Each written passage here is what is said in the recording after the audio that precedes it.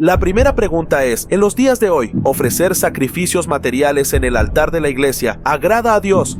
La respuesta es no. La Biblia nos dice claramente en 1 de Pedro 2:5, vosotros también, como piedras vivas, sed edificados como casa espiritual y sacerdocio santo, para ofrecer sacrificios espirituales aceptables a Dios por medio de Jesucristo. Esto significa que el sacrificio agradable a Dios son espirituales y no materiales como animales y mucho menos dinero, porque el sacrificio material ya fue hecho por nosotros por medio del cuerpo de Jesucristo en la cruz, una vez y por todas. El apóstol Pablo nos dice cuál es nuestro sacrificio agradable y aceptable a Dios. En Romanos 12, del 1 al 2 dice, por consiguiente, hermanos, os ruego por las misericordias de Dios, que presentéis vuestros cuerpos como sacrificio vivo y santo, aceptable a Dios, que es vuestro culto racional. Y no os adaptéis a este mundo, sino transformaos mediante la renovación de vuestra mente, para que verifiquéis cuál es la voluntad de Dios, lo que es bueno, aceptable y perfecto. Aquí nos enseña que el sacrificio agradable a Dios es espiritual y no material como animales o dinero, porque el sacrificio material ya fue hecho por nosotros, que fue Jesucristo en la cruz, y ahora por medio de la gracia y misericordia de Dios es que nos permite ofrecer sacrificios espirituales. Cuando Pablo nos instruye a ofrecer nuestro cuerpo como sacrificio vivo y santo, esto significa sacrificar nuestra voluntad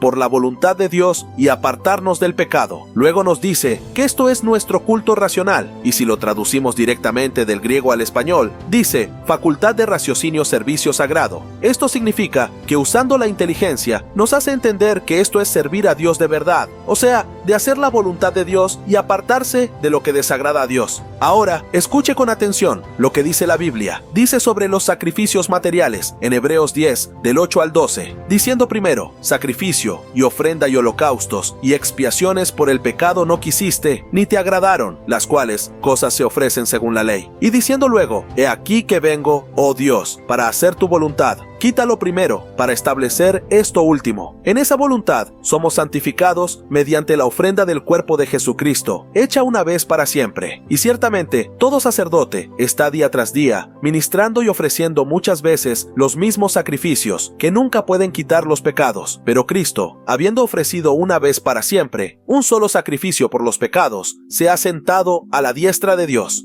En otras palabras, Jesús es el perfecto sacrificio que ningún ser humano ha logrado realizar y nunca lo logrará. Luego aquí vemos que Dios no quería más los sacrificios en el altar y ni le agradaban, pero quería quitar el primer pacto para establecer el nuevo pacto por medio del sacrificio de Jesucristo, que fue hecha una vez y por todas. Un detalle muy importante para destacar es que en el versículo 11 vemos que los sacerdotes del templo aún estaban sacrificando en el altar, pero que ya no tenía validez y era insuficiente. Esto es porque, según los estudiosos, el libro de Hebreos fue escrito antes del año 70, después de Cristo, donde todavía se ofrecía sacrificios en el templo. Pero cuando llegó el año 70, después de Cristo, fue que vino la destrucción del templo por los romanos, y desde entonces, los judíos ya no han vuelto a ofrecer sacrificios materiales como animales, hasta que se vuelva a reconstruir el templo, que en este caso sería el tercer templo, porque tanto el primer templo, que fue el templo de Salomón, y el segundo templo, que fue conocido como el templo de Herodes, ambos han sido destruidos. Después de aprender esto, tal vez usted se pregunte,